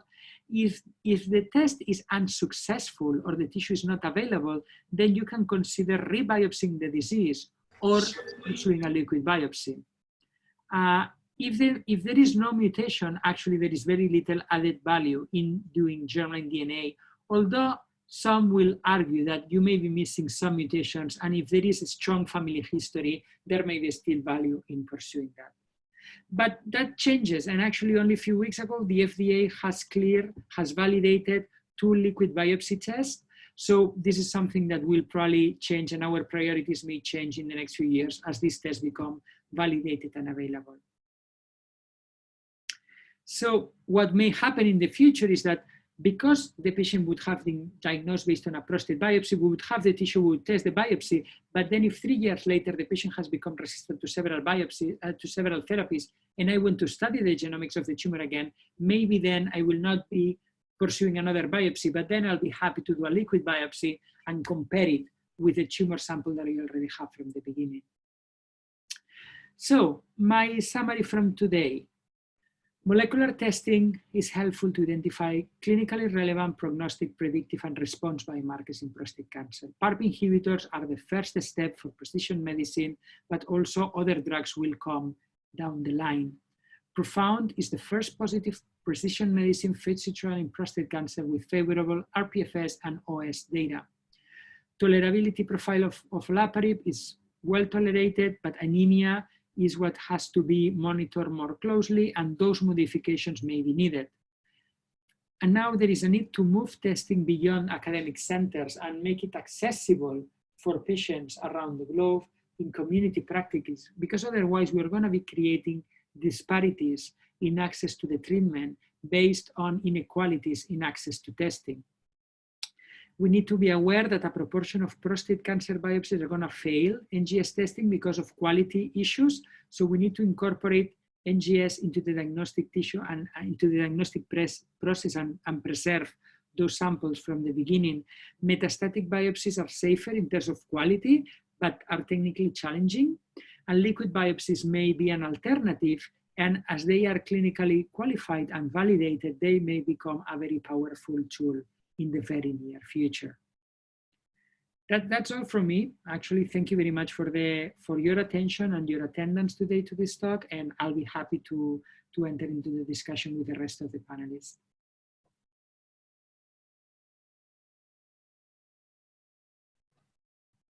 Thank you so much for that lucid presentation, Dr. Joaquin. We are running a little short of time, so we'll take the question and answer session after the panel discussion. We will have the case-based panel discussion now. So first of all, I would like to introduce the moderator for the panel discussion. So the moderator is Dr. Vineet Talwar, and he is the director of the Department of Medical Oncology at RGCI in New Delhi. And I would also like to invite all the panelists, which include Dr. Joaquin, Dr. Alok Gupta, Dr. Deepak Dabkara, Dr. Ranjit Sahu, Dr. Sandeep Batra, Dr. Deepak Shukla as well. So over to you, Dr. Vineet Talwar, to take it further. Thank you, Rohit, for the kind words. And since we are running slightly late, so this would be just a recap of what Professor Matteo has said, and of course the speakers prior to him. And we'll be going with a backbone of a case. And so this is the case. This is a 69-year-old man, and he's a known case of hypertension, and he has an elder brother who has had pancreatic cancer. He was diagnosed as CA prostate in 2014. It was 5+4 multiple course and high risk. Underwent radical prostatectomy. And subsequently, after that, he, in 2018, that is about 4 years hence, he developed severe back pain for 2 weeks, and his PSA rose to 26. Because of the back pain, he got a bone scan done that showed extensive skeletal mets, and at this point of time, there were no other visceral mets on the other examinations. So this was in 2018, but suppose if this was in 2020, what would be the treatment of choice as of now? Would it be ADT alone or ADT with something else? Could it be ARs, or could it be chemotherapy like docetaxel? I think I'll ask Dr. Alok. Dr. Alok, if you can just shed some light on that. In 2020, I would definitely like to consider adding something to androgen deprivation therapy. All these three options are quite valid in this patient, considering the number of bone metastases that were there on the bone scan. So a discussion with the patient regarding plus and minus points about docetaxel, abira versus enza. So Alok, he's a 69-year-old male who's a hypertensive. So in the light of this, would that skew your choice towards AR, or would you still prefer docetaxel, or which way would you like to proceed? He has had a very good time interval of 4 years to metastasis, at least symptomatic metastasis. I would be slightly more keen on adding docetaxel because that would be a shorter duration treatment, and I expect that ADT will definitely continue, but docetaxel can stop after 5 months. Okay, so you would go in for docetaxel upfront. Dr. Deepak Dapkara, could I ask you for your opinion? Would you leave him with ADT alone, or? No, it is not ADT alone. It will be ADT with something. So all these three are valid options. So which one would you choose amongst them? So at 69, if he's very fit, then I can choose docetaxel also, and abiraterone is also a choice. Hypertension alone is not a reason not to give abiraterone, because most of the patients, they can control hypertension with medication. So all these of course you would like to add something, and would the performance status, the comorbidities, definitely would influence your decision making? Yes. Okay. So Dr. Deepak Shukla, anything else you have to add, or would you say that is the same thing? No, sir. I agree with what has been said previously. It's a decision that has to be discussed with the patient also, whether because immediately if we give docetaxel, the immediate quality of life will be affected temporarily for a period of 4 to 5 months. But subsequently, let's say after 8 to 10 months, both all these options are valid. But considering dosi is having a limited period in which is to be given, and abiraterone and enzalutamide again should be given till progression, then cost will be a consideration. So we are worried about the performance status of the patient. We are worried about the comorbidities. We are worried about the cost. But again, we agree that something else has to be added along with it. Dr. Sahu, what is your opinion? Dr. Ranjit Sahu? If he's not there, Dr. Rajiv Saini? Is Dr. Saini there? Dr. Sandeep Batra? Yeah, sir. So I do agree with my previous co-panelists that ADT is to be added with something else. Though hypertension is there, but he is otherwise young. I would say less than 70 is young. Performance status 1. So I would discuss with the patient regarding docetaxel versus any another Abira versus enzalutamide. Hypertension will not be a contraindication to any of these things. So it will be all on the mutual discussion, what the patient wants, what are the quality of life issues. But definitely it's a combination with So ADT. between DOSI and AR, what would you prefer? So I would prefer AR. I would prefer AR. 4 years without any hormone suppression and without any visceral metastasis. Right now, I will be in favor of AR rather than docetaxel at this point of time. So let us have the last word from Professor Matteo. Professor, there is a dichotomy. Half the panelists want docetaxel, half want AR. What would be your choice?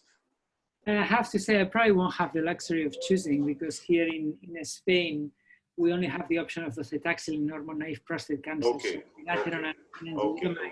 are still not approved for hormone-naive prostate cancer.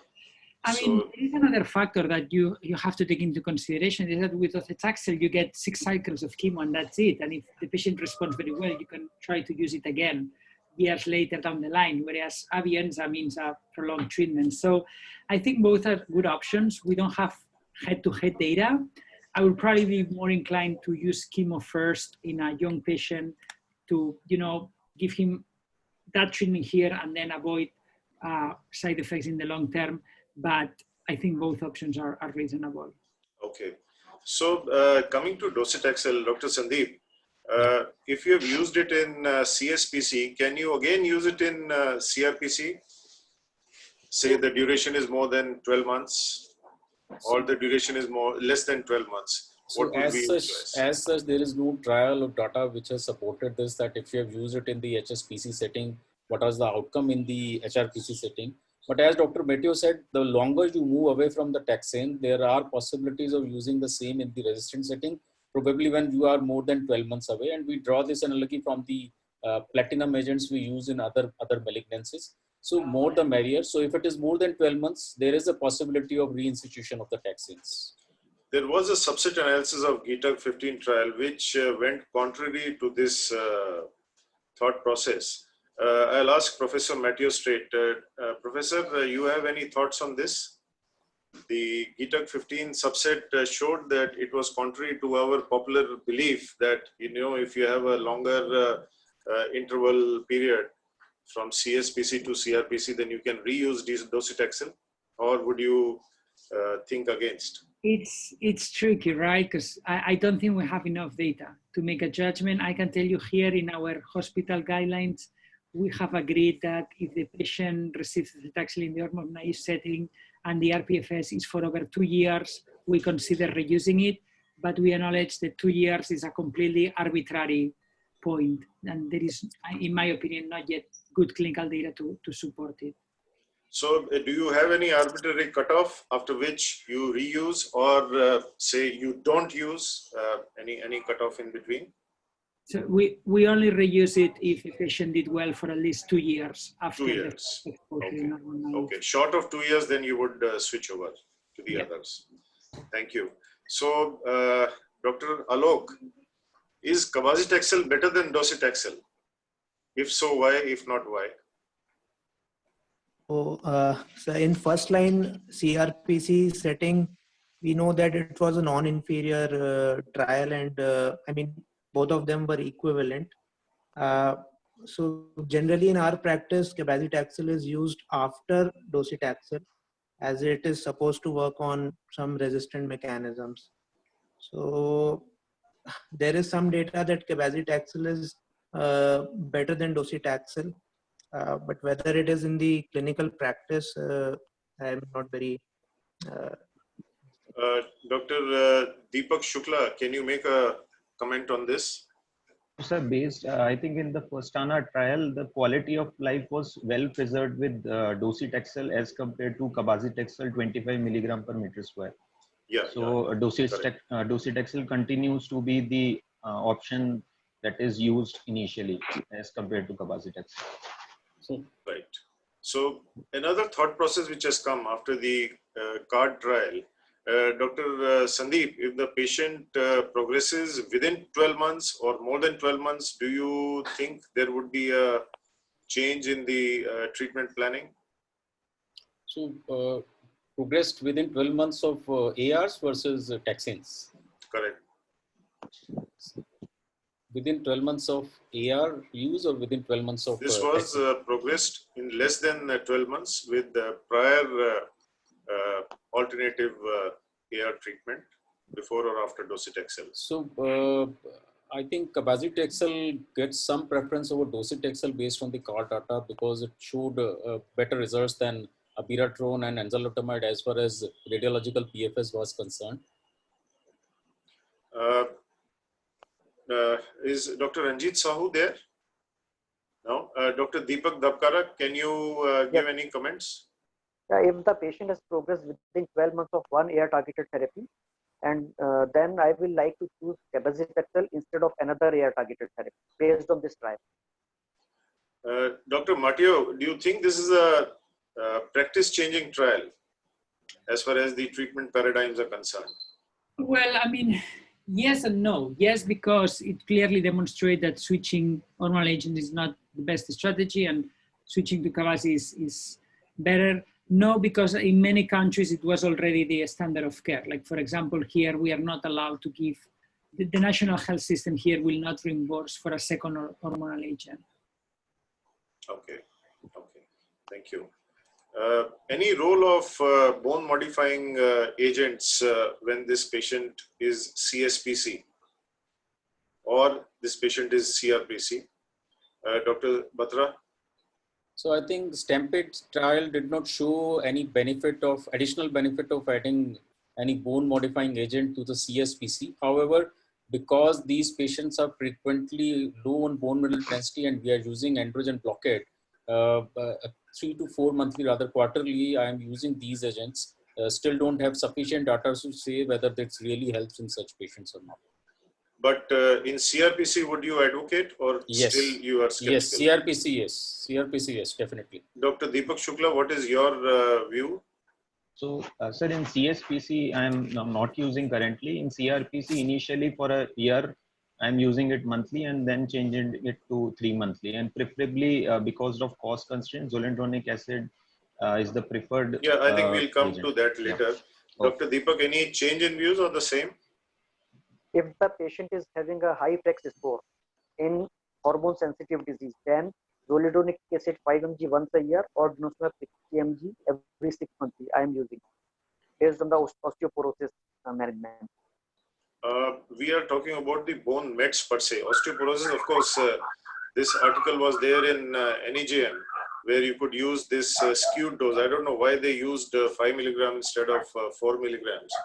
But CSPC versus CRPC, where would you be more comfortable? In CRPC, I will be more comfortable. Right. And Dr. Batra, between zoledronic acid and denosumab, which one would you prefer and why?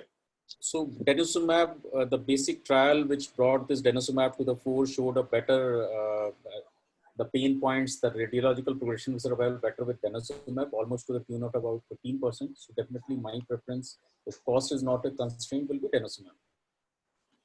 Professor Matteo, there in your country, amongst these two, any special preference over one over each other? I normally use zoledronic acid more, but I think that both options are good. And I normally would keep it for the CRPC stage. Yeah, that's true. Any special preference where you would use denosumab over zoledronic acid?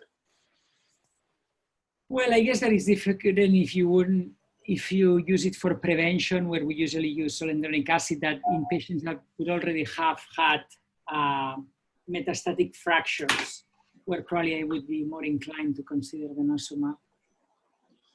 Right.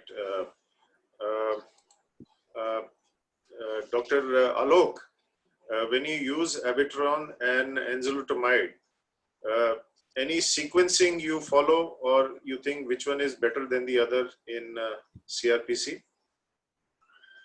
Because see, now when you go through the Uh, NCCN guidelines, you got a host of options available and you got to pick and choose, but then you got to have certain criteria which to choose and how. So which one would you say is better, or which one would you prefer in your clinical setting between both of them? My preference for sequencing would be abiraterone followed by enzalutamide. And that preference is based on evidence from mostly from registry data and subset analysis from various trials, where the responses of enzalutamide when it is used after abiraterone is approximately somewhere 20 to 30% range. PSA responses, and if abiraterone is used after enzalutamide, the responses are somewhere around 5 to 10% range. So based on this limited data, my preference would be abiraterone followed by enzalutamide. Do all the other panelists agree with the same? Dr. Batra, what is your gut feeling? So I do agree with Alok regarding this, and it may be the first moving advantage for the abiraterone that enzalutamide lacks. So it depends upon which data you are looking into. You have pros and cons for both abira followed by enza versus enza followed by abira. But I traditionally go for abiraterone followed by enzalutamide. Dr. Matteo, you have the final word. What would you do there between both of them if you're given a choice? About going Abi and then Enza. Correct. And then The sequencing. The sequencing. I think both are poor options. I'm not sure which one is worst among the two. I think after one or the other, if the patient has an HR mutation, I think that a PARP inhibitor makes sense, or cabazitaxel, both are good options. If the patient has no mutations, then cabazitaxel is the way to go, in my opinion. I think that's fair enough. Does the volume of disease sway your decision towards chemotherapy versus the AR? Dr. Batra, what do you have to say for that? So volume of disease, if that volume includes visceral disease, that sways the decision. So that sways the decision in favor of chemotherapy. The reason being that the chances of response with the AR are less as compared to chemotherapy. The patient dramatically drops on the performance status. That may make him ineligible for chemotherapy. So definitely with the large volume disease, I am more in favor of starting with chemotherapy rather than AR-based therapy. Dr. Deepak Dapkara, any other thoughts? Yes, although both abiraterone and enzalutamide, particularly enzalutamide, has shown activity in patients with visceral disease also, but my choice will be chemotherapy. Yeah, Dr. Deepak Shukla, is there any time of onset of the good effects of these drugs when you see chemotherapy versus AR? Is AR taking a longer time, or is it almost the same when you give the chemotherapeutic drugs? No, sir, I'm not aware of any data like that, but for androgen receptor drugs, some of these trials have excluded visceral mets as an inclusion criteria in the trials that led to approval of abiraterone and enzalutamide. So chemotherapy is preferred in such setting. I have a reason to believe that ARs take a slightly longer time to act. Professor Matteo, what is your opinion when you give chemo versus AR? In a patient with low volume of disease and probably low level of symptoms, definitely I normally prioritize AR rather than chemo. In patients with high volume of disease, I think that both are good options. It is true that in the original trials of AVI and ENZA, those patients were excluded. Hence, there is a trend not to include them sometimes or say that there is less evidence. But in my experience, the drugs still work well. So low volume, definitely AR, high volume, chemo or AR, depending on the patient. Sure. So when we come to the topic of molecular testing or genetic testing, Dr. Batra, would you be happy with the archival versus fresh tissue? Although these points have already been nicely elucidated by Professor Matteo, I thought there should be a reiteration of all these. So archival definitely, as the main mutations that we are going to see are not changing. So I will be happy going with the archival tissue. And if there is a problem with extraction or there is not a good quality DNA available, then probably a fresh biopsy. But I'm happy doing with the archival tissue. Dr. Deepak Shukla? What is your feeling? Yes, sir, I agree. Archival tissues are good enough if they are sufficiently giving the answer. If they are not sufficient, then we have to do the repeat biopsy. And the primary versus the metastatic sites, Dr. Alok Gupta, what would you prefer? Would you prefer the primary site or the metastatic site, or both are as good? Before listening to Dr. Matteo, what I was generally practicing was to do a repeat fresh biopsy from the metastatic site, preferably from a liver lesion or a lymph node. But as he showed in the recent publication where there was no increase in the BRCA2 mutation status as the disease biology progresses, I would be equally comfortable in doing that from the initial sample.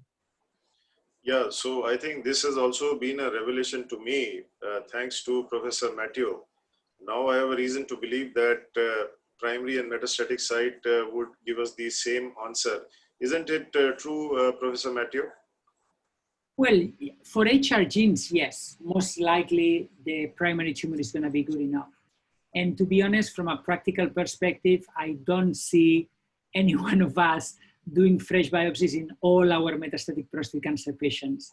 So I think it's reassuring that the BRCA2 mutations are there in the primary tumor. Dr. Alok Gupta, how many Yes, of us are doing HRD here, apart from the sir. somatic and germline? In India, you must be having some idea. Sir, I mean, I have done for few patients. I prefer doing somatic Because in you are in prostate a, cancer. good hospital, Medanta, which has all the facilities. Yes, sir. So you're also doing in only some patients. Yes, sir. Not in, definitely not in all. After a careful discussion, I do in few patients. Sandeep, what about you? So of late, I learned that only HRD testing is being done only by 1 or 2 odd labs in India. I used to believe only Roche, Foundation One or similar panels, which is very highly priced, they are doing it. So as on today, I would say only a fraction of my patients would be going for HRD testing. Otherwise, classical BRCA1 testing.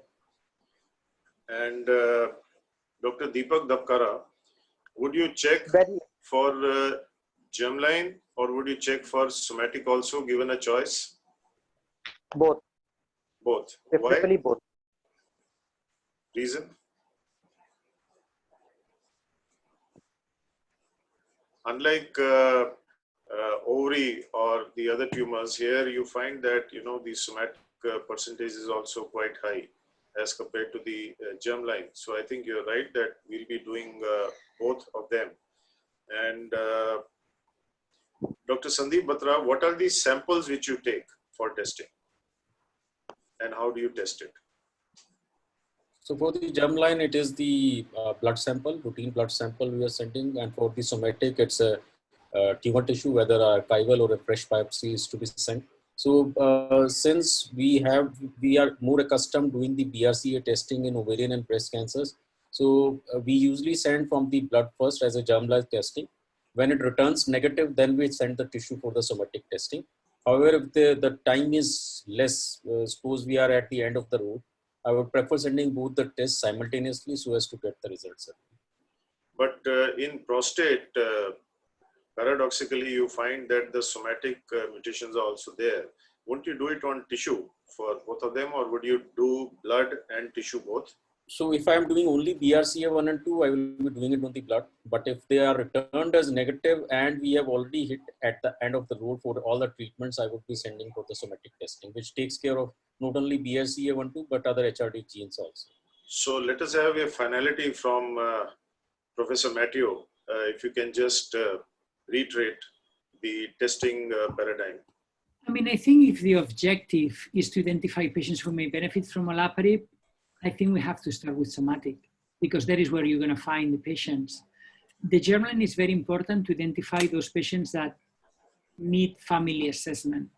But if we use germline for identifying patients that to be treated with PARP inhibitors, we're going to be missing half of the patients. So I think you have to do both of them. So tissue is mandatory in this.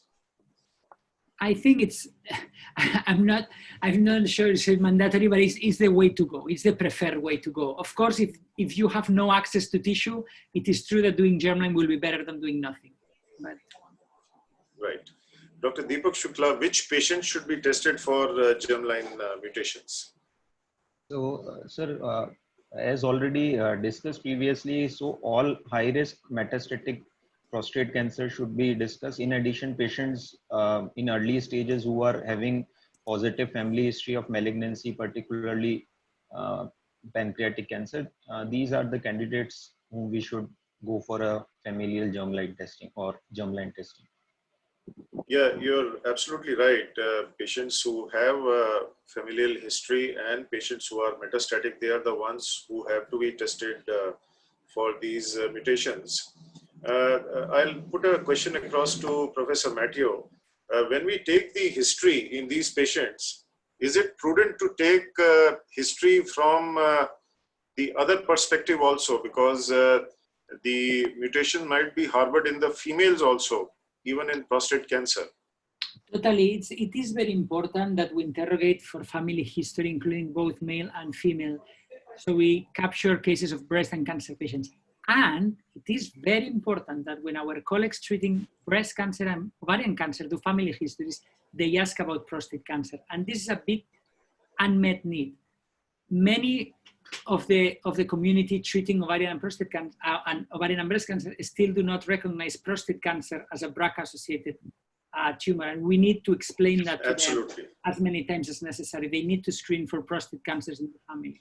So I think that is another take-home message of today's panel discussion, that this history has to be elicited both from the male and the female side whenever you're taking either, whether it is breast cancer or it's prostate cancer, and vice versa. Now, another thought process was there when I was listening to Professor Matteo's lecture.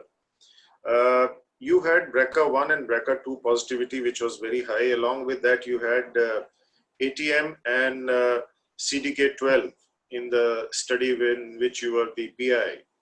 Now, my question is that should we check only for ATM, CDK12, BRCA1, BRCA2, and leave the others because they form a very small percentage, or should we check for all of them?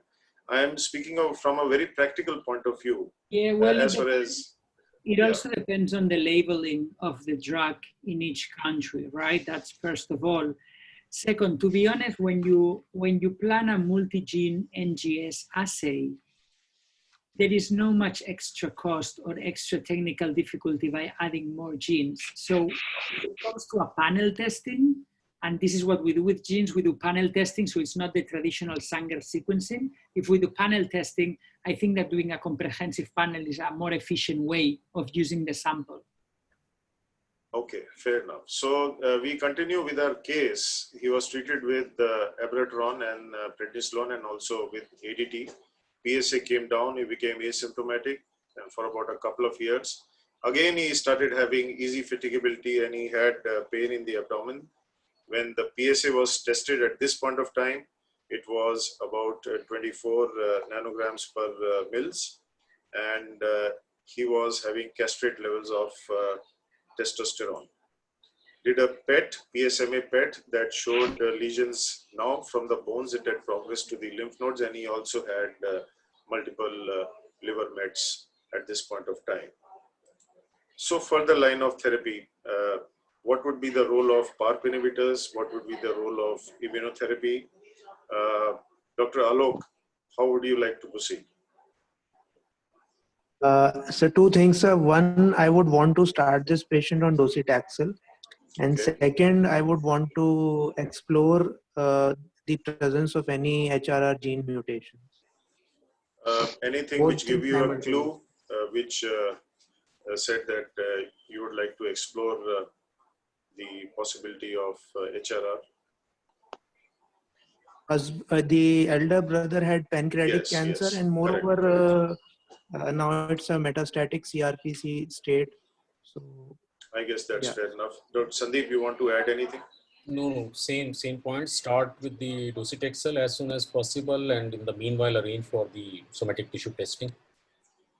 So somatic tissue testing was positive, and how again, would you position PARP inhibitors in the treatment of prostate cancer in the CRPC setting? Dr. Deepak Dabkara, if you can add. So if the patient has received 1 year targeted therapy and chemotherapy, and the patient is BRCA positive or ATM positive, then I will like to go for olaparib. Any difference? You had these two trials. Profound trial, of course, has been nicely alluded to, and also you had the Triton-2 trial in which rucaparib was there. Any difference of the labeling of these drugs based on the trial results? This Triton trial, it means based on this, it was BRCA1 and BRCA2 only. And for that olaparib trial, it was all the 15 genes. Any of these is positive, then you can go for that. Yeah, so if you have only BRCA1 or 2, then probably you are restricted to rucaparib, although Triton-3 is on the flow. And if you have any one of the HRR, then of course we can go ahead with as per the profound study with olaparib. So this was again rucaparib, which was approved in May 2020, and this was only for the BRCA mutated metastatic CRPC.